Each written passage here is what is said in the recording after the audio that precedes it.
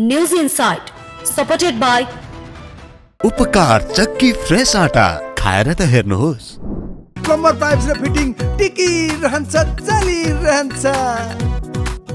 स्वादिष्ट परिकारको लागि उपकार शुद्ध तोरीको तेल। हर खानामा उपकार ब्रान्डका अचारहरू, खुसी पनि मिठास पनि।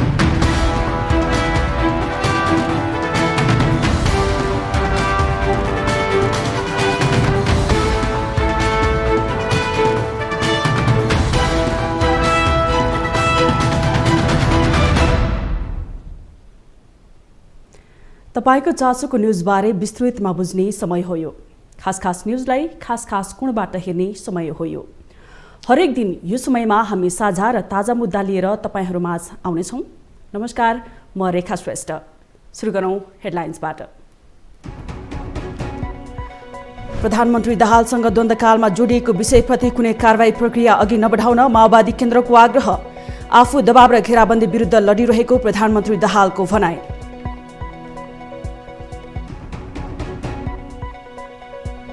सरकार राष्ट्र र जनताको हित विपरीत चल्ने सह्य नहुने एमाले अध्यक्ष ओलीको चेतावनी।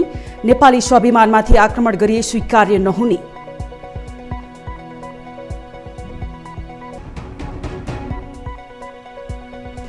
आगामी चैत 5 गते हुने सोभियु निर्वाचनले देशभरका क्याम्पसहरूको माहौल तात्दै 8 विद्यार्थी संगठनको गठबन्धन र अन्य सोभियु बीच मुख्य प्रतिस्पर्धा।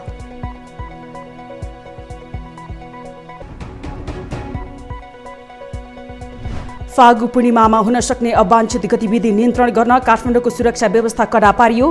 काठमाडौँको सुरक्षा व्यवस्थाका लागि विशेष योजना बनाइयो।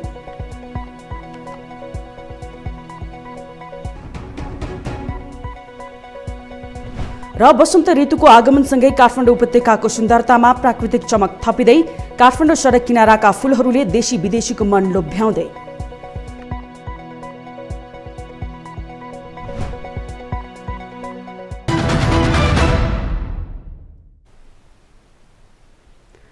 प्रधानमन्त्री पुष्पकमल दाहाल प्याच्च बोल्छन्। कुन ठाउँमा के बोल्नुपर्ने त्यसको पनि हेक्का राख्दैनन्। जस्तो र जसको मास देखियो त्यही अनुसार बोली मिलाउने र के बोल्दा कता के असर पर्छ भन्ने पनि ध्यान नपुर्याउने गर्नाले उनका कुरा उनकै लागि घाँडो बन्ने गरेको छ। यस्तै भएको छ अहिले। 3 वर्ष अघि माघी पर्वको अवसरमा काठमाडौँको टुडीखेलमा बोलेको विषयले सर्वोच्च अदालतमा प्रवेश पाउँदा उनको दल नेकपा माओवादी केन्द्र आत्तिएको छ भने यो विषयले राष्ट्रिय अन्तर्राष्ट्रिय चर्चा पाउने निश्चित देखिएको छ। एक रिपोर्ट। सत्ता नेतृत्व गरिरहेको दल नेकपा माओवादी केन्द्रले प्रधानमन्त्री एवं पार्टी अध्यक्ष पुष्पकमल दाहालसँग द्वन्द्वकालमा जोडिएको विषयप्रति कुनै पनि कारबाही प्रक्रिया अघि नबढाउन आग्रह गरेको छ। गत शुक्रबार सर्वोच्च अदालतले द्वन्द्वकालमा भएका व्यक्ति हत्या सम्बन्धी मुद्दामा पक्राउ गरी अनुसन्धान गर्न माग गरिएको निवेदन दर्ता गर्न आदेश दिएपछि माओवादी केन्द्रले आपत्ति जनाएको छ। आइतबार महासचिव देव प्रसाद गुरुङले एक प्रेस विज्ञप्ति जारी गर्दै बदर भइसकेको निवेदनलाई सर्वोच्चका न्यायाधीश द्वय ईश्वर खतिवडा र न्यायाधीश हरि भुइयालको संयुक्त इजलासले पुनः दर्ता गर्न दिएको आदेशप्रति आपत्ति जनाएका छन्। पार्टीका अध्यक्ष पुष्पकमल दाहालले संविधान प्रदत्त वाक स्वतन्त्रताको उपभोग गरी अमुक सार्वजनिक कार्यक्रमहरूमा व्यक्त विचारलाई अतिशयोक्तिपूर्ण ढंगले व्याख्या र तर्क गरी ती अभिव्यक्तिहरूलाई कारबाहीको विषय बनाइनु गलत भएको दावी गरिएको छ। यस्तै विज्ञप्तिमा कलुषित पूर्वाग्राही भावनाले ग्रसित भई दायर भएको रिट निवेदन न्यायिक पुनरावलोकनको सामान्य सिद्धान्त विपरीत र वर्तमान नेपालको संविधानले प्रदान गरेको विचार र अभिव्यक्तिको स्वतन्त्रता ठाडै प्रतिकूल भएको सम्बन्ध निकायहरूलाई अवगत गराइएको उल्लेख गरिएको छ।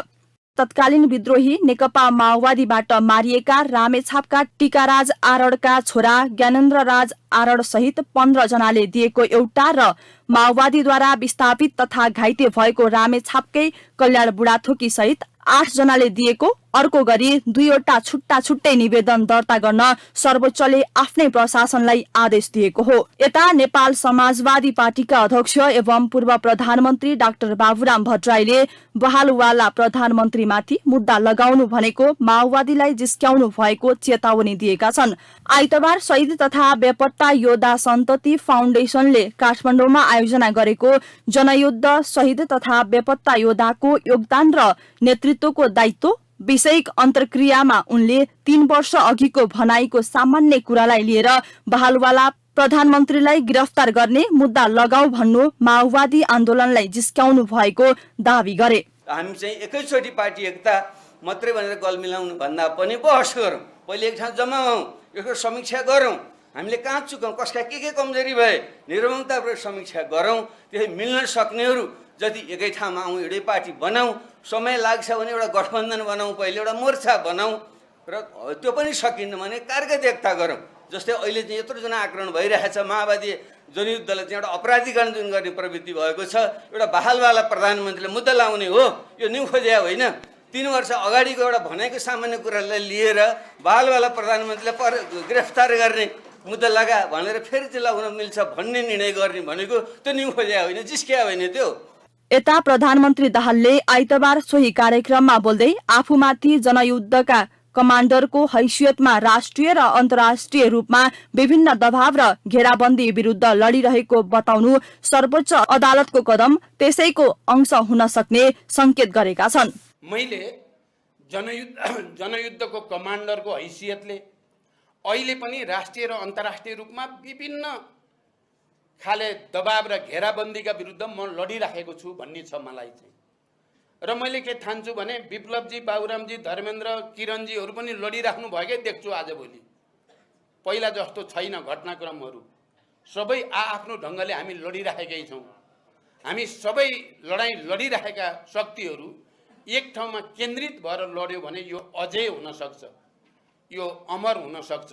अनि मात्रै हामीले शहीद बेपत्ता योद्धाका सपनाहरूप्रति इमान्दार भएको ठहरिन्छ।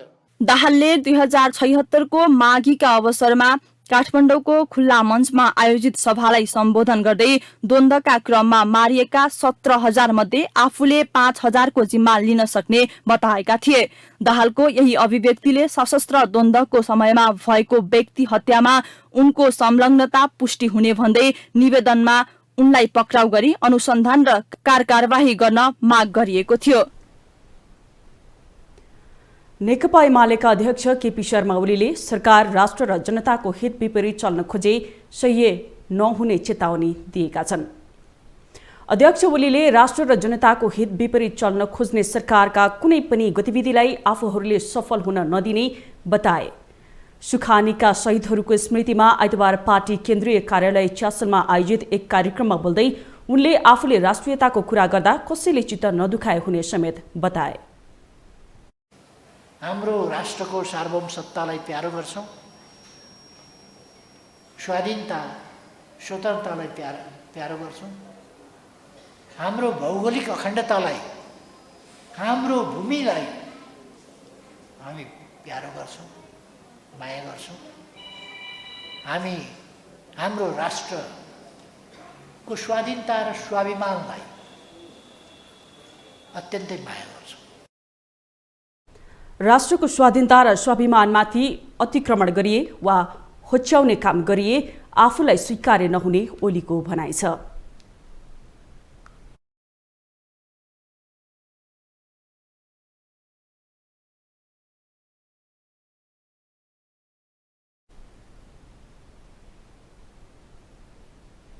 नेकपा एमालेका महासचिव शंकर पोखरेलले प्रधानमन्त्री पुष्पकमल दाहाल देशको पक्षमा उभिन नसक्ने अवस्थामा पुगेको दावी गरेका छन्।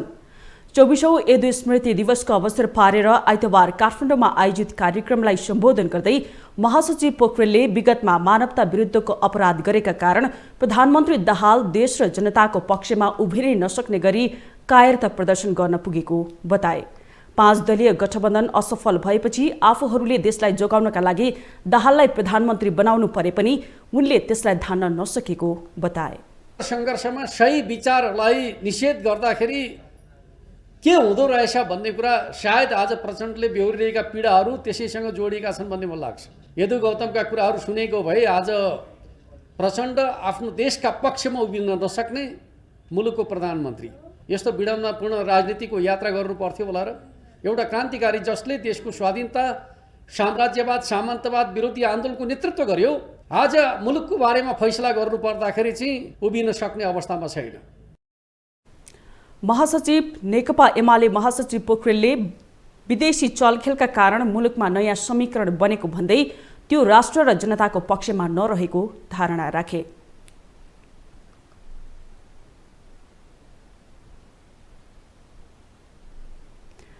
मङ्सिर 4 को निर्वाचन अघिसम्म 5 दलीय गठबन्धन एक ठाउँमा थिए। जब नयाँ सरकार गठनको समय आयो, सत्ता र शक्तिको स्वाद चाखेकाहरूको कित्ता फेरियो। पुस 10 गते नयाँ समीकरण बन्यो। कांग्रेस र एकीकृत समाजवादी सरकार बाहिर भए। राजनीतिक दुश्मनी साधेको एमालेसँग माओवादी केन्द्रले कुम जोड्यो। तर पुस 26 मा कांग्रेसले विश्वासको मत दिएपछि प्रधानमन्त्री पुष्पकमल दाहालको मन फेरियो। अहिले पुराना 5 दल सहित 8 दल एक कित्तामा छन्। तर यो कित्ता कतिन्जेल हो, चौतर्फी प्रश्न उठेको छ। एक रिपोर्ट। बालकोट सहमति तोडेर नयाँ समीकरण बनाएका दलहरू भन्दै छन् यो यात्रा 500 वर्ष टिक्छ र प्रधानमन्त्री पुष्पकमल दाहाल नै रहन्छन्। तर नेताहरूको बोली कतिन्जेल पत्याउने 8 दलीय गठबन्धनकै नेताहरूको बोलीमा समानता छैन। सबैभन्दा पहिला एकीकृत समाजवादीका उपाध्यक्ष राजेन्द्र पाण्डेको बोली सुनौ। 500 वर्ष टिक्छ, यही अहिले बनेको सरकारको यही गठबन्धनले नै 500 वर्ष आँट्छ। तर तपाईँहरूको पार्टी अध्यक्षलाई 1.5 वर्ष चाहिँ प्रधानमन्त्रीको प्रस्तावको ललिपप प्रचण्डले देखाउनु भएको छ भन्ने कुरा छ। त्यस्तो होइन, नेताहरूको बिचमा केही समझदारी भएछन्, त्यसलाई ललिपप नभनौँ, समझदारी भएका छन्। देश कसरी चलाउने हो, आजको सङ्कटलाई कसरी टार्ने हो भन्ने कुरासँग सम्बन्धित कुरा हो। उनी भन्दै छन् यात्रा 500 वर्ष टिक्छ र पुष्पकमल दाहाल 500 वर्ष प्रधानमन्त्री पदमा रहन्छन्। तर उनको यो भनाई झुट साबित भयो। जब शशाङ्क कोइरालाले नयाँ सत्ता समीकरणको पछिल्लो सहमति खुलाइदिए, त्यसपछि पाण्डेको कुरामा कुनै सत्यता नभएको प्रश्न हुन्छ। हामी सरकारमा जान्छौँ, काङ्ग्रेस पनि सरकारमा जान्छ, अनि त्यसपछि अब 2 वर्षपछि अनि त्यसपछि मलाई लाग्छ बिचमा एकचोटि माधव कुमार नेपाल पनि प्रधानमन्त्री हुन्छन् होला 1 वर्षको लागि। त्यसपछि अन्तिममा जब चुनावी माहौल जब हुन्छ, शेरबहादुर देउवा, त्यही हामीलाई हाम्रो रूपरेखा त्यस्तै छ। शशाङ्क कोइरालाले एकीकृत समाजवादीका अध्यक्ष माधव कुमार नेपाललाई 18 महिना जति सत्ताको चास्नी चाख्न दिने नयाँ खुलासा गरिदिएपछि दाहालले 500 वर्ष सत्ता सञ्चालन गर्न पाउने ठाउँ देखिएन। यस बीचमा प्रतिनिधि सभाको सबैभन्दा ठूलो दल नेपाली कांग्रेस पनि कहाँ चुप लागेर बस्ला र? उसलाई पनि त सत्ताको नेतृत्व गर्नु छ। प्रधानमन्त्री बन्ने हुटहुटी सभापति देउवालाई पुस 10 गतेसम्म अन्त्य भएको थिएन। अब पनि उनलाई सत्तामोह पक्कै होला। त्यसैले दाहाललाई 500 वर्ष टिक्ने न त प्राविधिक आधार छ, न त नैतिक धरातल नै। कुनै पनि दलको प्रष्ट बहुमत नआएपछि प्रधानमन्त्री दाहालले संविधानको धारा 76 उपधारा 2 अनुसार सरकारको नेतृत्व गरिरहेका छन्। कांग्रेसले चाहने हो भने तत्काल आफ्नै पार्टीको नेतृत्वमा नयाँ सरकार गठन गर्न सक्छ। त्यसका लागि धारा 76 उपधारा 3 मा फड्को मार्नुपर्ने हुन्छ। बालकोट सहमतिमा धोका दिएको माओवादीलाई कमजोर बनाउन जुनसुकै हदमा झर्न पनि एमाले तयार देखिन्छ। त्यसैले कांग्रेसले सरकारको नेतृत्व गर्न चाहने प्रस्ताव एमालेसँग पेश गरेको खण्डमा यो समीकरण तत्काल चुडिने डर छ। राष्ट्रपति र उपराष्ट्रपतिको निर्वाचन अघि प्रतिनिधि सभाको बैठक बस्ने छैन। कांग्रेस वरिष्ठ नेता रामचन्द्र पौडेललाई राष्ट्रपति बनाउने 8 दलको सहमति भइसकेको छ। एमाले र राप्रपाले सरकारलाई दिएको समर्थन फिर्तापछि प्रधानमन्त्री दाहालले चैत 5 गतेपछि फेरि विश्वासको मत लिनुपर्नेछ। यही बेला कांग्रेसले अर्को खेल नखेल्ला भन्न सकिन्न। दाहाललाई विश्वासको मत नदिन सक्छ, किनभने देउवाले नबोलिकन धेरै खेल आफ्नो पक्षमा पार्दै आएका छन्। यदि त्यसो भए दाहालको खेल पूर्व निर्धारित समय अघि टुङ्गिनेछ। सुदूरपश्चिम प्रदेशका मुख्यमन्त्री कमल बहादुर शाहले विश्वासको मत पाएका छन्। आइतबार बसेको प्रदेशसभाको बैठकमा उनले 41 मत पाएका हुन्। कांग्रेस संसदीय दलका नेता शाहलाई नेकपा माओवादी केन्द्र र नागरिक उन्मुक्ति पार्टीले पनि मत दिएको हो। एमाले प्रदेशसभा सदस्यहरूले भने उनलाई मत दिएनन्। शाहलाई कांग्रेसका 19, माओवादी केन्द्रका 10, नागरिक उन्मुक्ति पार्टीका 7, एकीकृत समाजवादीका 4 र स्वतन्त्र सांसद 1 जनाले विश्वासको मत दिएका हुन्। त्यस्तै एमालेका 10 र राप्रपाका 1 जना गरी 11 प्रदेशसभा सदस्य शाहको विपक्षमा उभिए। यसअघि एमालेका राजेन्द्र सिंह रावललाई नागरिक उन्मुक्ति पार्टीले विश्वासको मत नदिएपछि नयाँ सरकार गठन भएको थियो।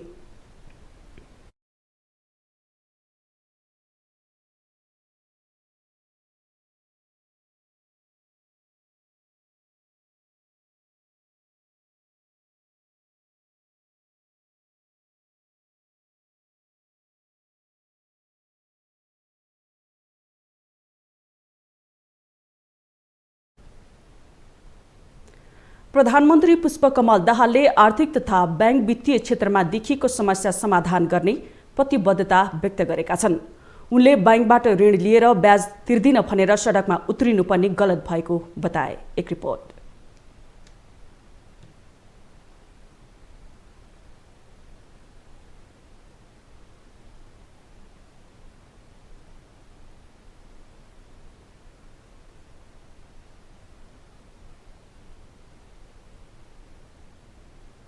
आइतबार सिंहदरबार स्थित प्रधानमन्त्री तथा मन्त्री परिषदको कार्यालयमा प्रधानमन्त्री दाहालले सरकारवाला पक्षसँग यस विषयमा छलफल गरेका हुन्। छलफलपछि उनले अर्थतन्त्रमा देखिएका वर्तमान समस्या र चुनौतीको समाधान उच्च स्तरीय संयन्त्र बनाएर गर्ने प्रतिबद्धता जनाए। आर्थिक तथा बैंक वित्तीय क्षेत्रका समसामयिक विषयमा निजी क्षेत्रका प्रतिनिधि र राष्ट्र बैंकका गभर्नरसँग छलफलपछि सञ्चारकर्मीहरूसँग प्रतिक्रिया दिँदै नेपाल उद्योग वाणिज्य महासङ्घका अध्यक्ष शेखर गोल्छाले निजी क्षेत्रको तर्फबाट प्रधानमन्त्रीलाई बैंकको कर्जाको किस्ता तिर्न सक्ने अवस्था नभएको, बैंकको उच्च ब्याज दरको कारण तरलतामा देखिएका प्रमुख समस्या समाधान सरकारले गर्नुपर्ने जानकारी गराएको बताए। उनले विगतमा बैंकहरूले व्यवसायीको घर घरमा गएर ऋण दिएको, अहिले समस्या आएको दाबी पनि गरे। बेलामा चाहिँ तिर्न नसक्ने अलिकति केही सहुलियत हुनुपर्छ, केही समय हुनुपर्छ, जस्तो तिर्न नसक्ने जेन्युइन जुन केसेसहरू छन् त्यसमा चाहिँ खास गरेर राष्ट्र ब्याङ्कले सम्बोधन गरिदियोस् भन्ने हाम्रो चाहना रहेको थियो। अब यो अहिले फेरि अर्को एउटा ठुलो चिन्ताको विषय खराब कर्जा पनि रहेको छ। अब खराब कर्जाको जुन अनुपात बढ्दै गएको छ त्यसले चाहिँ आउने समयमा चाहिँ एउटा ठुलो दुर्घटना निम्त्याउन सक्छ भन्ने कुरा पनि हामी निजी क्षेत्रको बोल्यौँ। छलफलमा व्यवसायीले लघुवित्तमा भएको पछिल्लो आक्रमणमा निजी क्षेत्रको कुनै संलग्नता नरहेको पनि बताएका थिए। बैंक तथा वित्तीय संस्थाका कर्मचारीलाई कालो मुसो दल्ने विषय निजी क्षेत्रबाट नभएर राजनीतिक रूपमा आएको धारणा पनि व्यवसायीको थियो। तर अहिले देखिएका समस्याहरू बैंकको उच्च ब्याज दरले गर्दा तरलतासँग जोडिएका समस्या र समग्र अर्थतन्त्रमा देखिएका प्रमुख समस्या समाधान गर्नुपर्ने माग व्यवसायीको थियो। कृषि कर्जा नै भनौँ न, यो कृषि कर्जा दिँदाखेरि पनि तपाईँको चाहिँ खेती गर्नेलाई दिनु पर्यो, खेत किन्नेलाई दिनु भएन भन्ने कुरा पनि हामीले राखेका छौँ। र त्यस्तै जति पनि साना लघु घरेलु महिला ठुला सबैलाई एउटा चाहिँ लोन कर्जा प्रवाह गर्दाखेरि बेस रेट तलमाथि बजार अनुसार डिमान्ड एन्ड सप्लाईमा भएकोमा हाम्रो कुनै आपत्ति भएन, तर चाहिँ प्रिमियम 2% सबैलाई लकअप गरिनुपर्ने भन्ने कुरा हामीले राखेका छौँ। छलफलमा प्रधानमन्त्रीले व्यवसायीले खोजेको सेवा सुविधाहरू राज्यले दिने प्रतिबद्धता जनाएका थिए। तर व्यवसायीहरूले बैंकबाट लिएको कर्जा नतिर्ने भनेर आन्दोलन गर्ने काम राम्रो नभएको पनि प्रश्न पारे। आइतबार सिंहदरबार स्थित यति बेला बैंक तथा वित्तीय क्षेत्र त्रसित छ। व्यवसायीहरूलाई ब्याजदरको भारी बोकाएपछि कतिपय व्यवसायी चर्को ब्याजदर नतिर्ने घोषणा गर्दै हिँडेका छन्। त्यसले गर्दा बैंकिङ क्षेत्रलाई चुनौती थपिएको छ। यस्तो अवस्थामा राष्ट्र बैंक संयमित हुनुपर्ने अर्थविद ज्ञानेन्द्र अधिकारीको सुझाव छ। वित्तीय क्षेत्र सुधार्न अर्थविद अधिकारीहरूले दिएको सुझाव अबको क्रममा। सरकारले के गर्नुपर्छ भने कसैलाई व्यापार गर्दालाई चाहिँ उसलाई गाह्रो भएर लसमा जाने कन्डिसन पनि सरकारले बनाउनु हुँदैन कि।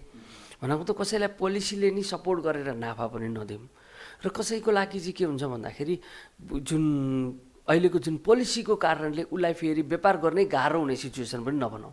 राष्ट्र ब्याङ्कको मोनिटरी पोलिसी पनि यसको रेस्पोन्सिबल छ। दोस्रो कुरा ब्याङ्किङ कार्टेलिङ पनि एउटा रेस्पोन्सिबल छ। तेस्रो कुरा के छ भन्दाखेरि हाम्रो व्यवसाय उद्योगी व्यवसायहरूमा पनि अलिकति कन्फिडेन्स बढाउनु पर्ने जरुरी छ कि उहाँहरूलाई मोटिभेट गर्नुपर्ने जरुरी छ। तपाईँ आज हेर्नुहोस् कुनै ठाउँ कुनै बेला चोकका सटरहरू चाहिँ एक्स्ट्रा पैसा तिरेर किन्नुपर्नेमा आज तपाईँ चोकमा सटरहरू खाली देख्नुहुन्छ कि। भनेको धेरै व्यापारी घरानाहरू अथवा साना साना व्यापारीहरू चाहिँ उहाँहरू पलायन भइरहेको अवस्था पनि छ। अब उहाँहरूको त्यो जुन पैसाको मनी सप्लाई राष्ट्र ब्याङ्कले बढाएर हुन्छ कि अथवा सरकारले यसलाई सब्सिडिज दिएर हुन्छ कि जसरी हुन्छ अब सानोभन्दा साना व्यापारीदेखि लिएर ठुला व्यापारी घरानाहरूलाई समेत एड्रेस गर्नुपर्छ अबको अर्थ मन्त्रालयले, अनि मात्र यो तत्कालको लागि सल्भ हुने अवस्था देखिन्छ। अब दोस्रो कुरा चाहिँ के छ भन्दाखेरि यसको हामीले अर्थ मन्त्रालयको मात्र कुरा गरिरहँदा के हुन्छ भने व्यापारमा हामीले राष्ट्र ब्याङ्कलाई छुटाउन मिल्दैन क्या। राष्ट्र ब्याङ्कको रोल त सबैभन्दा महत्त्वपूर्ण हुन्छ यसमा। हाम्रो मेजर पर्चेजेसहरू जुन पनि ठुला हामीले क्यापिटल गुड्सहरू किन्छ त्यो सबै सामानहरू चाहिँ के हुन्छ भन्दाखेरि ब्याजमै निर्भर हुने हो कि हामीले। महँगो ब्याज दर भयो भने किन्नलाई जनतालाई गाह्रो हुन्छ कि। त्यो भएको हुनाले गर्दा ब्याज दर चाहिँ सबैभन्दा इम्पोर्टेन्ट कुरा हो। यदि हामी आर्थिक समृद्धिको कुरा गर्छौँ भने, रोजगारीको कुरा गर्छौँ भने, अनि यो प्राइस स्टेबिलिटी यो मूल्य वृद्धिलाई यदि घटाउन पनि चाहन्छ भने पनि यो सबैलाई एभरेजमा हेर्ने हो भने चाहिँ ब्याज दर सबैभन्दा इम्पोर्टेन्ट हुन्छ। यो घटाउनु जरुरी छ। यदि यो घट्यो भने चाहिँ पक्का पनि अबको सर्ट टर्म सोल्युसन चाहिँ निक्लिन्छ, तर लङ टर्मको लागि त हामीले छुट्टै लङ टर्म प्लान बनाउन एकदमै जरुरी लाग्छ मलाई। जस्तो राष्ट्र ब्याङ्कको पोलिसीमा के छ भन्दाखेरि आफूले आफ्नै ब्याङ्कबाट लोन लिन मिल्दैन कि, जो सेयर होल्डरले उहाँहरूले अर्को ठाउँबाट लिनुपर्ने हुन्छ कि। भनेपछि यहाँ के देखिन्छ भन्दाखेरि एउटा ब्याङ्कले लोन लिएको छ अर्को ब्याङ्कबाट, अनि त्यो ब्याङ्कले अर्कोबाट लिएको छ, अनि त्यो ब्याङ्कको भनेको एबिसी 3टा ब्याङ्क छ भने एले बीबाट लियो, बीले सीबाट लियो, सीले फेरि एबाट लियो कि। सेम अमाउन्टको ट्रान्जेक्सन यसरी थोरै मिलाएर देखिरहेछ भनेपछि के भएको छ भने त्यो त कागजमा मात्र लोन देखिन्छ कि, तर वास्तवमा त्यो लोन त आफ्नै पैसा आफैसँग छ नि त। लिक्विडिटी राष्ट्र ब्याङ्कले हेर्दाखेरि तपाईँ सिडी रेसियो माथि पुगेको देख्छ, तर रियालिटीमा पैसा कम छ कि। फेरि भनेको मतलब रियालिटीमा जुन उनीहरूको लेन्डिङ क्यापेसिटी छ नि त्यो छ, तर कागजमा आफैले लिएर पनि गाह्रो बनाइदिइरहेछ कि। यो एउटा ठुलो भ्रष्टाचार हो। दोस्रो कुरा के छ, ब्याज दरमा तपाईँ हेर्नुहोस्, हामी ओपन ब्याज दर भन्छौँ, 1 र 0.5 भन्दा बढीको डिफ्रेन्स तपाईँ कुनै पनि यो कमर्सियल ब्याङ्कहरूको ब्याज दरमा देखिँदैन। यो भन्नुको मतलब के त उहाँहरू 100% यो प्राइसमा फिक्स्ड हुनुहुन्छ कि उहाँहरू, होइन यो कार्टेलिङ छ क्या। यदि हामीले ओपन छोडिदिने हो भने के हुन्थ्यो, कसैले 6मा थिएला, कसैले 10मा हुन्थ्यो होला, कसैको 15मा हुन्थ्यो होला। हामी जनताले त के हुन्छ जहाँ सस्तो छ त्यहाँ जान पाउँथ्यो नि। जो मार्केटमा कम्पिटिटिभ छ ऊ त मार्केट टिक्नुपर्छ नि। सामान्य हाम्रो मार्केटको सिद्धान्त त त्यही हो, तर यो सिद्धान्त चाहिँ ठ्याक्कै फलो भइ नराखेको जस्तो देखिन्छ कि। तपाईलाई न्युज इनसाइडमा पुनः जोड्नेछौँ। माओवादी अध्यक्ष तथा प्रधानमन्त्री पुष्पकमल दाहालले द्वन्द्वकालमा मारिएका 5000 को जिम्मा लिने अभिव्यक्ति र दुर्गा प्रसाईको महाअभियान सामाजिक सञ्जालको चर्चाको विषय छन्। उक्त विषयवस्तुमा सामाजिक सञ्जालमा प्रस्तुत भएका विचारहरू अबको क्रममा।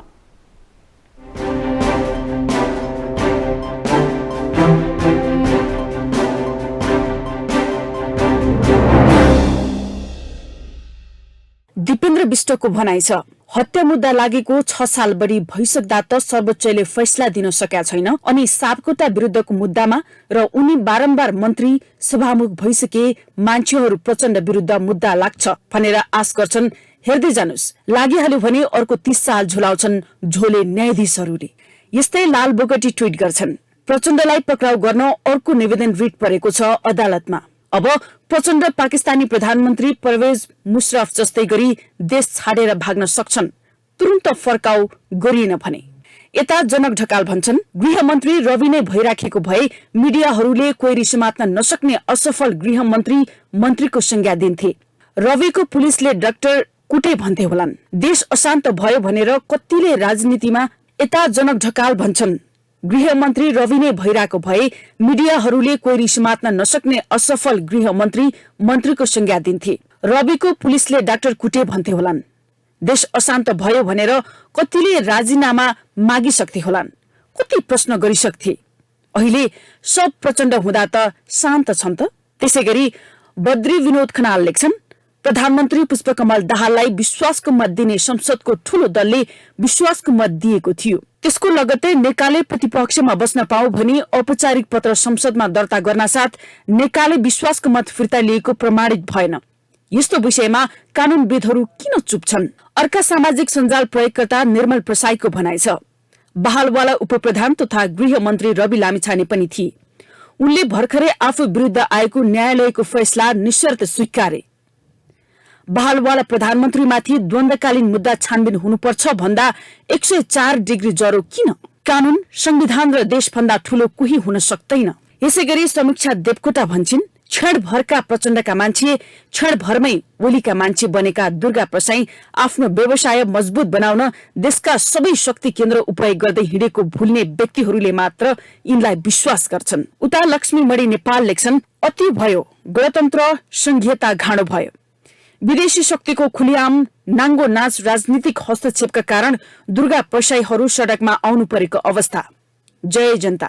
यस्तै प्रकाश राईको भनाइ छ, माओवादीले 79वटा बैंक लुटेर अर्थतन्त्र ध्वस्त बनाउन हुने, दुर्गा प्रसाईले जनताको ऋण मिनाहा गर्न भन्न नहुने, बैंक तथा वित्तीय संस्थाको ऋण नतिरौं भन्ने र कर्मचारीहरूलाई आतंकित पार्ने जस्ता कार्यले समग्र वित्तीय प्रणालीलाई नै धराशायी बनाउन सक्छ। यस्ता कार्यलाई निरुत्साहित गर्नै पर्छ। बैंक वित्तीय संस्थाले कानून मापदण्ड भन्दा पर गएर गलत कार्य गरेका छन् भने राष्ट्र बैंकले कारवाही गर्नुपर्छ। यसैगरी प्रदीप पोखरेलको भनाइ छ, सबैभन्दा घातक अराजकता वित्तीय अराजकता हो। दुर्गा प्रसाईले देशमा वित्तीय अराजकता फैलाउँदैछ। राज्यले चाँडो भन्दा चाँडो दुर्गा प्रसाई भन्ने ठगलाई कानूनी दायरामा ल्याओस्, अन्यथा भोलि पसल लुट्ने, बैंक लुट्ने, खाद्यान्न लुट्ने अभियन्ताहरू निस्किँदै जानेछन्।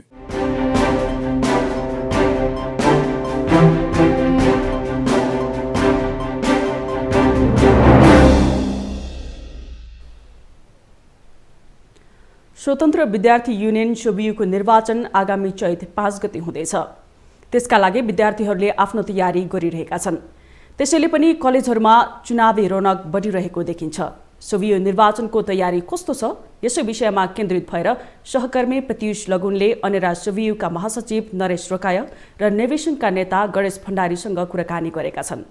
विद्यार्थी नेताद्वय रोकाय र भण्डारीसँग गरिएको कुराकानी अबको क्रममा। सोबी निर्वाचन सम्पन्न गर्ने भनेर चाहिँ जुन कार्यतालिका निकालेको छ, जस क्रममा पहिलो चरणमा चाहिँ हामीले चाहिँ यही 19 गते हामीले चाहिँ सङ्गठन दर्ता गराउने काम गरिसकेका छौँ र त्रिभुवन विश्वविद्यालयको सवालमा भन्ने हो भने 19वटा सङ्गठनले चाहिँ सोबीमा भाग लिनको निमित्त आफ्नो सङ्गठन चाहिँ दल दर्ता गर्नुभएको छ, जसमा नेपाल विद्यार्थी सङ्घ यानि कि मेरो सङ्गठनले पनि दल दर्ता गरेको छ, जसमा चाहिँ नेपाल विद्यार्थी सङ्घका त्रिभुवन विश्वविद्यालयमा अध्ययनरत ठुलो सङ्ख्यामा विद्यार्थीहरू चाहिँ हामीसँगै सङ्गठन दर्ता गर्न जानुभएको थियो र जसले गर्दाखेरि अब नेपाल विद्यार्थी सङ्घ त सोबीमा होमिसकेको छ र अन्य सङ्गठनहरूले पनि चाहिँ नेपाल सोबीमा चाहिँ गइसक्नु भएको छ, जस कारणले गर्दाखेरि सोबी चाहिँ हुन्छ भन्ने कुरा म चाहिँ ढुक्क छु। अहिले चाहिँ पोलिटिक्स गर्नुभन्दा पनि आफ्नो चाहिँ अध्ययनमा नै बढी व्यस्त हुने भएको कारणले गर्दाखेरि क्लास सकिसकेपछि त्यसपछि तपाईँको चाहिँ अन्य समयमा चाहिँ विद्यार्थीहरूले चाहिँ आफ्नो तरिकाले चाहिँ राजनीति पोलिटिक्समा चाहिँ तपाईँको चाहिँ इन्भल्भ नै छन्। तर तपाईँले भने जस्तै पहिलाको भन्दा अहिले उल्लासीन हुँदै नभएको भन्ने चाहिँ होइन, तर हामीले पनि स्वीकार गर्नुपर्छ। पहिला चाहिँ जुन तपाईँको चाहिँ मैले आउँदै गर्दाखेरि नेपाल विद्यार्थी सङ्घको त्रिभुवन विश्वविद्यालयमा एउटा माहौल थियो, जुन हजारौँको सङ्ख्यामा विद्यार्थीहरू निस्किन्थे। मलाई चाहिँ मानव पूर्व सभापति भीम श्रेष्ठकै कुरा गरौँ, भीम श्रेष्ठको पालामा तपाईँको 5000-7000 विद्यार्थी तपाईँको चाहिँ त्रिभुवन विश्वविद्यालयबाट तपाईँको चाहिँ हाम्रो विभिन्न आन्दोलनमा हुँदाखेरि लाइन लागेर जाने थिए। तर अहिले कस्तो छ भने अहिले हाम्रो टोटल विद्यार्थीको सङ्ख्या 4500 छ भने अब पहिला नेभी सँगसँगै 5000-6000 जना विद्यार्थी चाहिँ आन्दोलनमै हुनुहुन्थ्यो भने त अहिले टोटल विश्वविद्यालयभित्रै हाम्रो चाहिँ 4500 विद्यार्थी छ भने केही कम चाहिँ देखिने नै भयो। म भन्छु सोबियुको औचित्य छ, किन भन्दाखेरि जसै मानौ तपाईँलाई त्रिभुवन विश्वविद्यालय एउटा चाहिँ अब संसारको एउटा ठुलो विश्वविद्यालय भित्र पर्दछ। यत्रो ठुलो विश्वविद्यालयभित्र यत्रो ठुलो सङ्गठनभित्र तपाईँ काहीँ न कहीँ कतै कमी कमजोरी हुन्छन्, जसको लागि के गर्छ भन्दाखेरि विद्यार्थीहरूले चाहिँ आफ्नो आवाजहरू उठाउनको लागि ल कसरी आवाज उठाउने त? सोबी भयो भने सोबीको उसको विद्यार्थी प्रतिनिधिले आवाज उठाउँछ नि त। सोबी नहुँदै गर्दाखेरि ती विद्यार्थीको आवाज कसले उठाइदिने त? जस्तै म तपाईँलाई इक्जाम्पल दिन्छु, जस्तै मानव थेसिसको कुराहरू हुन्छन्, जस्तै परीक्षाका कुराहरू छन्, अन्य विभिन्न जेलमेलका कुराहरू हुन्छन्। यदि विद्यार्थीहरूको प्रतिनिधि हुन्छ भने त विद्यार्थीको समस्या त विद्यार्थीको प्रतिनिधि बुझ्छ नि त। जुन कुरा के हुन्छ भने हाम्रा प्राध्यापकहरू र हाम्रा सरहरूले चाहिँ नबुझ्न सक्नुहुन्छ, किन भन्दाखेरि एउटा उमेर पनि तपाईँको चाहिँ उहाँले पढ्दाखेरि तपाईँको चाहिँ मोटामोटी उहाँले मास्टर डिग्री गर्नुभएको 55-60 सालतिर हो। अब प्राध्यापक हुनुहुन्छ भने कसैले 50 साल 55 सालतिर गर्नुभएको होला भने पहिला र अहिलेको त तपाईँको चाहिँ जमाना त आकाश पातालको फरक छ नि त हो। अहिले चाहिँ हामी सेमिस्टर सिस्टममा छौँ, पहिला उहाँहरू एनुअल सिस्टममा हुनुहुन्थ्यो। पहिला चाहिँ उहाँले चाहिँ आन्तरिक उहाँहरूको चाहिँ मूल्याङ्कन हुन्थेन, अहिले हाम्रो 60-40 को छ हो भने यी कुराले गर्दाखेरि उहाँ त पहिलाकै तरिका चल्न खोज्दै गर्दाखेरि त विद्यार्थीहरू समस्यामा पर्छन्, जस कारणले गर्दाखेरि के भन्छ सोबियु निर्वाचनको अपरिहार्यता छ। खाँचो छ। जसरी पनि सोभि निर्वाचन हामीले गर्नुपर्छ र जसबाट चाहिँ के हुन्छ भन्दाखेरि चाहे नेविसँग जितोस्, चाहे अन्डा सोभीले जितोस्, चाहे अखिलले जितोस्, चाहे क्रान्तिकारीले जितोस्, जोसुकैले जितोस्, तर के हुन्छ भने त्रिभुवन विश्वविद्यालय केन्द्रीय क्याम्पसमा मात्र नभई देशभरिकै तपाईँको चाहिँ 62वटा आङ्गिक कलेज र 1040वटा चाहिँ तपाईँको सम्बन्धन प्राप्त अन्य कलेजहरूमा पनि मलाई लाग्छ एकसाथ सोभि निर्वाचन चाहिँ हुनुपर्छ भन्ने मलाई लाग्दछ। अधिकांश देशभरि नेपाल विद्यार्थी सङ्घले चाहिँ सोभि निर्वाचन चाहिँ जित्दैछ, तर केन्द्रीय क्याम्पसको सवालमा चाहिँ म चाहिँ डाटासहित भन्न सक्छु नेपाल विद्यार्थी सङ्घले अहिलेकै अवस्थामा सोभि निर्वाचन हुने हो चाहिँ 5 गते भने 250 देखि 265 मतको डिफरेन्सले नेपाल विद्यार्थी सङ्घको सम्पूर्ण प्यानल नै निर्वाचित हुँदैछ। जस कारणले गर्दाखेरि नेपाल त्रिभुवन विश्वविद्यालयको केन्द्रीय क्याम्पस यस कीर्तिपुरमा चाहिँ नेपाल विद्यार्थी सङ्घले झन्डा फहराउँछ भन्ने कुरा म विश्वस्त छु। सोभि निर्वाचनलाई खर्चिलो भड्किलो बनाउनु हुँदैन, यसलाई मर्यादित प्रतिस्पर्धाको हिसाबले चाहिँ अगाडि बढाउनुपर्छ। स्वस्थ हेल्दी कम्पिटिसनको माध्यमबाट हामीले नयाँ नेताहरू, नयाँ युवाहरू, युथहरूलाई पोलिटिक्समा हामीले चाहिँ ल्याउनुपर्छ। उहाँहरूलाई एउटा सोसल एक्टिभिस्ट बनाउनुपर्छ। राजनीतिक सैद्धान्तिक हिसाबले उहाँहरूलाई सचेत बनाउनुपर्छ। देशमै केही गर्छु भन्ने एउटा हुटुटी जगाइदिनुपर्छ भन्ने हेतुले उहाँहरूलाई हामीले लामो समयदेखि अब बोलाइरहेको, सम्झाइरहेको, सिकाइरहेको यो खालको हाम्रो एउटा वातावरण थियो। त्यही अनुसार साथीभाइहरू पनि लाग्नु भएको छ र सँगसँगै हामीले विश्वविद्यालय प्रशासनलाई पनि अब स्वतन्त्र विद्यार्थी निर्वाचनको कार्यतालिका र निर्वाचनको मितिको जो लामो ग्याप हुन्थ्यो त्यो ग्यापलाई छुट्याउनुपर्छ। थोरै छोटो समयको तयारीमै स्वतन्त्र विद्यार्थी निर्वाचन हुनुपर्छ र त्यो निर्वाचनमा सस्तो अथवा कम खर्चमा निर्वाचनलाई चाहिँ टुङ्ग्याउने खाले वातावरण बनाउनुपर्छ भन्ने हाम्रो माग थियो। त्यो माग पुरा भएको छ र अहिलेको निर्वाचन मलाई लाग्छ योभन्दा पुराना भएका स्वतन्त्र विद्यार्थीका निर्वाचनहरूमा जुन खर्च हुन्थ्यो त्यसको 10% मात्र खर्चले निर्वाचन टर्छ जस्तो लाग्छ। त्यो समयमा जनताको आवाज बोल्ने संस्थाको, जनताको आवाज बोल्ने राजनीतिक दलको अथवा जनताको आवाज बोल्ने एउटा फोरमको आवश्यकता थियो। त्यो बेला स्वतन्त्र विद्यार्थी युनियनले यो मुलुकको राजनीतिक घटनाक्रमको बारेमा, राष्ट्रियताको बारेमा, जनताको जनजीविकाको बारेमा, जनताको एउटा सामाजिक न्यायको बारेमा बोल्ने एउटा साझा स्वतन्त्र यो मञ्च थियो, यो संस्था थियो। यही संस्थाको जगबाट यो मुलुकले व्यवस्था परिवर्तन गरेको हो। यही संस्थाको जगबाट यो मुलुकमा प्रजातान्त्रिक व्यवस्थाको सुरुवात भएको हो। यही संस्थाको जगबाट यो मुलुकको राष्ट्रियताको जगर्ना भएको हो। त्यस कारणले गर्दा स्वतन्त्र विद्यार्थी युनियनको ऐतिहासिक गरिमामय एउटा महत्त्व छ। यो महत्त्व भएको संस्थालाई अब हामीले हिजो व्यवस्था परिवर्तनको पक्षमा हामीले चाहिँ यो संस्थालाई प्रयोग गऱ्यौँ हैन। अब व्यवस्था परिवर्तन त भइभ्यो। अब व्यवस्थालाई सुदृढीकरण गर्दै अगाडि बढाउने, समृद्ध नेपाल, सुखी नेपाल निर्माण गर्ने एउटा मुलुकको त्यो चाहने जनताको जुन मनोकांक्षा छ त्यो मनोकांक्षा पुरा गर्ने खालको एउटा चाहिँ यो संस्था बनाउनुपर्छ भन्ने हाम्रो इच्छा छ। त्यो कारणले यसको अत्यन्त ठुलो महत्त्व छ। यो महत्त्व प्रमाणित हुने गरी चाहिँ स्वतन्त्र विद्यार्थी युनियनको निर्वाचनले एउटा नयाँ यङहरू, नयाँ नौजवानहरू जो भोलिको नेपालको राजनीतिमा एउटा प्रभाव राख्न सक्छन्, विश्व बजारसँग प्रतिस्पर्धा गर्न सक्छन्, नेपालको शिक्षा क्षेत्रको आमूल परिवर्तन गर्न सक्छन्, त्यो लेभलको एउटा क्षमतावान मान्छेहरू स्वतन्त्र विद्यार्थी निर्वाचनले चाहिँ नेता जन्माउनेछ भन्ने आशासहित हामी अघि बढिरहेका छौँ। देशैभरिका सामुदायिक र सार्वजनिक जति पनि विद्यालयहरू, क्याम्पसहरू छन् उहाँहरूको स्तर वृद्धिका निम्ति हामीले पहल कदमी लिन्छौँ। त्यो पहल कदमी सँगसँगै अब विश्व बजारसँग प्रतिस्पर्धा गर्न मिल्ने खालको एउटा सर्वश्रेष्ठ शिक्षा आर्जन गर्ने थलो नेपालका क्याम्पसहरू, विश्वविद्यालयहरू बनाउनुपर्छ भन्ने हाम्रो उद्देश्य छ। त्यो हिसाबले लाग्छौँ। अब जस्तै हामीले ई लाइब्रेरीको कुरा छ हैन, त्यसलाई एउटा चाहिँ सबै विश्वविद्यालयमा, सबै क्याम्पसमा ई लाइब्रेरी कम्पलसरी हुनुपर्छ भन्ने हिसाबले हामी अगाडि बढ्छौँ हैन। अब कम्प्युटराइजको हिसाबले अथवा चाहिँ शिक्षालाई कसरी दिन सकिन्छ त्यो हिसाबले अब जति पनि यो प्रविधि युक्त शिक्षाको निम्ति शिक्षाको पक्षमा हामी लाग्छौँ। र सँगसँगै अर्को कुरा के गर्छौँ भन्दा निजी शिक्षालाई हामीले निरुत्साहित गर्छौँ, सार्वजनिक शिक्षालाई हामीले प्रोत्साहन दिन्छौँ। त्रिभुवन विश्वविद्यालयका थुप्रै सरकारी आङ्गिक कलेजहरूमा अब प्राइभेट प्रोग्रामहरू छन्। ती प्रोग्रामहरूलाई चाहिँ सरकारले अपनत्व गर्नु पर्यो, त्यसलाई सरकारी गर्नु पर्यो भन्ने हाम्रो मूल उद्देश्य रहेको छ, हाम्रो एजेन्डा रहेको छ। त्यसलाई पुरा गराउनका निम्ति हामीले पहल कदमी दिन्छौँ। योचोटि पनि फर्स्ट हुने गरी नै हामी अगाडि छौँ। फर्स्ट 8वटा मिल्दा पनि फर्स्ट, नमिल्दा त कुनै समस्या रहने यत्तिकै फर्स्ट, मिल्दा पनि फर्स्ट हुने गरी हामीले आइरहेछौँ। उहाँहरू हामीसँग जहिले पराजित भइराखेका कारण चुनाव हार्ने डरले उहाँहरू चाहिँ अब तालासाला मार्ने दायाँ बायाँ गर्नुहुन्थ्यो र मलाई विश्वास छ एकपल्ट गर्नुहुन्न होला। मलाई विश्वास छ एकपल्ट ताला नमार्नु होला। फागु पूर्णिमा तथा होली पर्वमा हुन सक्ने अवांछित क्रियाकलापलाई लक्षित गर्दै काठमाडौँ जिल्ला प्रहरीले सुरक्षा व्यवस्था कडा बनाउने भएको छ। सामान्य अवस्था भन्दा होली पर्वमा अनैतिक गतिविधिको सम्भावना बढी हुने भएकाले सुरक्षा व्यवस्थाका लागि विशेष योजना बनाइएको छ। यस्तै काठमाडौँ उपत्यका ट्राफिक प्रहरीले 65 ठाउँमा चेक पोइन्ट राखेर ट्राफिकले निगरानी बढाउने भएको छ। एक रिपोर्ट। जिल्ला प्रहरी परिसर काठमाडौँले सभ्य एवं सुरक्षित तरिकाले फागु पर्वका लागि काठमाडौँ जिल्लाभर 2600 भन्दा बढी नेपाल प्रहरी तथा जनपद प्रहरी खटाउने भएको छ। पहाडी क्षेत्रमा सोमबार मनाइने फागु पूर्णिमाका लागि प्रहरी परिसरले सुरक्षित तवरले मनाउन र उच्छृङ्खल क्रियाकलाप नगर्न आग्रह समेत गरेको छ। जबरजस्ती कसैलाई रङ दल दिने, दुर्व्यवहार गर्ने अथवा विभिन्न किसिमका रङहरूमा केमिकलहरू मिसाएर छर्किदिने, छ्याप्ने, फोहोर पानीहरू छ्याप्ने र कतिपय अवस्थामा चाहिँ पुरानो रिसिभीहरू सान्ने, त्यहाँ झगडा हुने, यी लगायतका कुराहरू, अनि मादक पदार्थ सेवन अथवा लागु पदार्थ सेवन गरेर सवारी साधनहरू चलाउने दुर्घटनाको पनि अब भनौँ न जोखिम हुन सक्नेहरू देखिन्छ।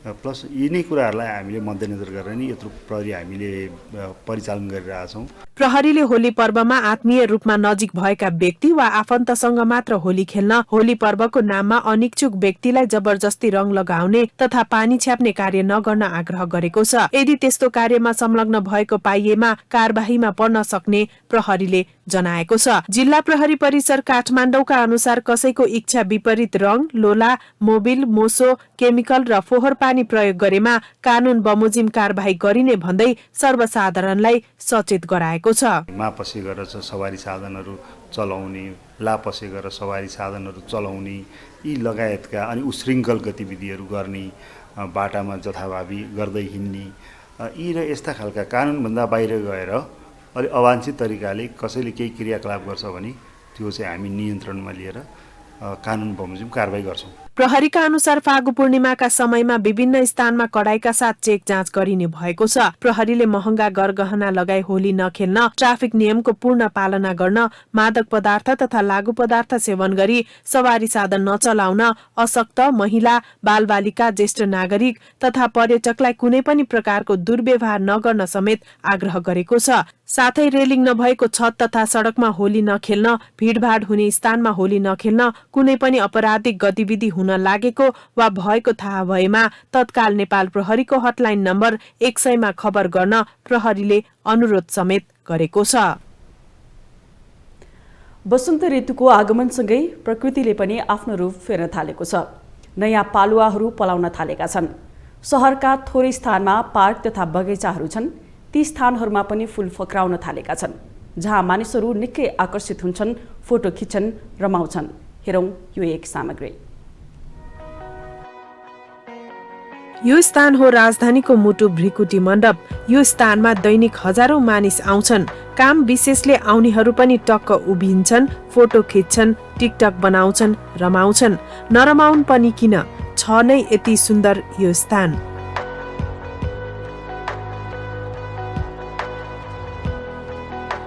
वसन्त ऋतुको आगमनसँगै यहाँ रहेको बगैँचामा फूलहरू फुल्न थालेका छन्। यसो त अहिले शहरका अधिकांश स्थानमा फूलहरू फुल्न थालेका छन्। विशेष गरी आरु फूल अहिले फुल्ने समय हो।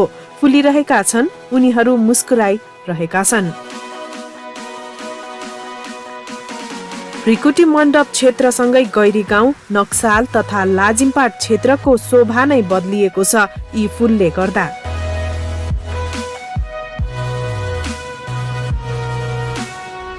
हिउँदभरि पानी परेन। पानी नपर्दा प्राकृतिक सिँचाइको खोजीमा रहेका यी बोट बिरुवा भोकै भए। तर जस्तै परिस्थिति आए पनि प्रकृतिले आफ्नो नियम पूरा गरेरै छाड्छ। दङ्ग रहेका यी फूलहरूले यही संकेत गर्छ।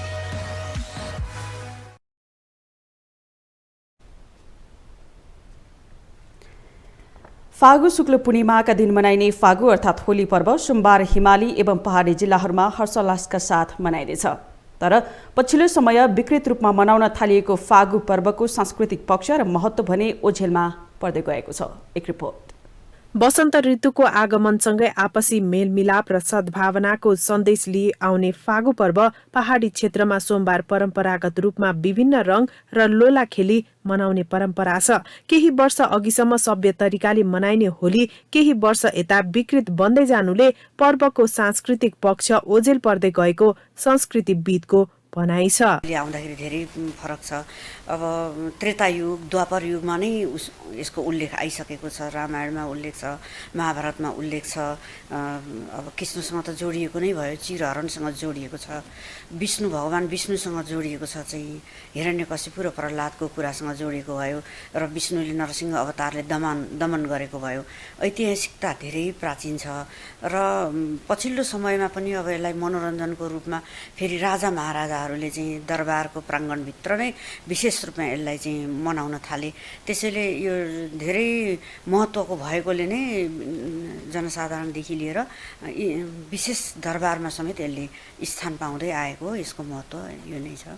त्रेता युगमा दैत्यराज हिरण्यकश्यपुले विष्णु भक्त आफ्ना पुत्र प्रह्लादलाई मार्ने उद्देश्यले ब्रह्माबाट आगोले छुन नसक्ने वरदान पाएकी आफ्नी बहिनी होलिकालाई प्रह्लादका साथ दन्किरहेको आगोमा पस्न लगाउँदा होलिका आफै भस्म भएकी, तर भक्त प्रह्लादलाई आगोले छुन नसकेको कथा यो पर्वसँग जोडिएको छ। त्यसै बेलादेखि शक्तिको दुरुपयोग गर्ने पापी प्रवृत्तिको प्रतीक बनेकी होलिका मारिएको उपलक्ष्यमा होली खेल्ने परम्परा चलेको मानिन्छ। यो कथाले आधुनिक युगमा समेत सत्यको जित हुने सन्देश दिने जानकारहरू बताउँछन्।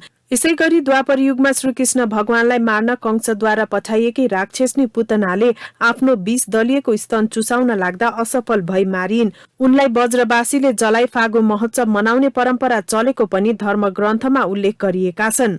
प्राचीन समयमा जलको प्रयोग पनि हो, रङ्गको प्रयोग पनि हो। तर त्यो जल कस्तो भने तलाउ, नदी, शुद्ध कुवा, धाराको पानी ल्याएर शुद्ध चाहिँ भाँडोमा राखेर अनि त्यसपछि त्यो जलको हानाहान गर्ने हो। त्यति बेला पनि हो, प्रारम्भमा पनि त्यो हो। तर कस्तो भने तीर्थको जलको रूपमा हो त्यो चाहिँ। अनि त्यसपछि आएर अब यो रङ्ग पनि हो, त्यस बेला हो। तर रङ्ग कस्तो हो भने प्राकृतिक रङ्गहरू जस्तो चाहिँ प्रकृतिले दिएका, मान्छेले त देख्यो नि, जङ्गलमा जाँदाखेरि वनस्पति पनि देख्यो र चाहिँ उसले जीवहरू पनि देख्यो, पशु पक्षी पनि देख्यो। पशु पक्षीका सुन्दर रङहरू, वनस्पतिका सुन्दर रङहरू र त्यो वनस्पतिको जरादेखि लिएर फुल फल पात हाँगा सम्पूर्ण रूपबाट चाहिँ रङ्ग निकाल्न सकिन्छ र तिनको रङ्गहरूको प्रयोग गर्ने हो। प्रारम्भमा त्यसरी नै गरेको हो र अहिले चाहिँ अब त्यो कुरा छुट्यो र रङ त रङ, अब रसायनयुक्त रङहरूको सजिलोको लागि त्यो प्रयोग त्यहाँनिर एउटा गलत भइरहेछ। यस पर्वका नाममा अहिले रमाइलोका निम्ति गाँजा, भाङ, जाँड, रक्सी जस्ता नशालु पदार्थको सेवन गरी गुण्डागर्दी गर्ने, शरीरमा प्रतिकूल असर पर्ने खालका रासायनिक पदार्थ प्रयोग गर्ने तथा सवारी साधनमा समेत लोला हिर्काउने जस्ता कार्यले पर्व विकृत बनाउने गरेको छ।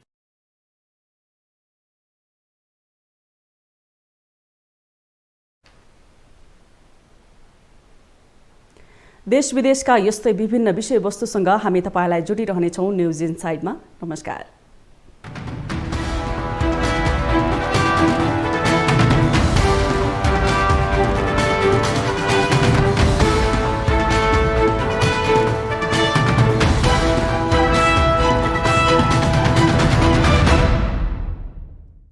न्यूज इनसाइड सपोर्टेड बाई उपकार चक्की फ्रेश आटा, खाएर त हेर्नुहोस्।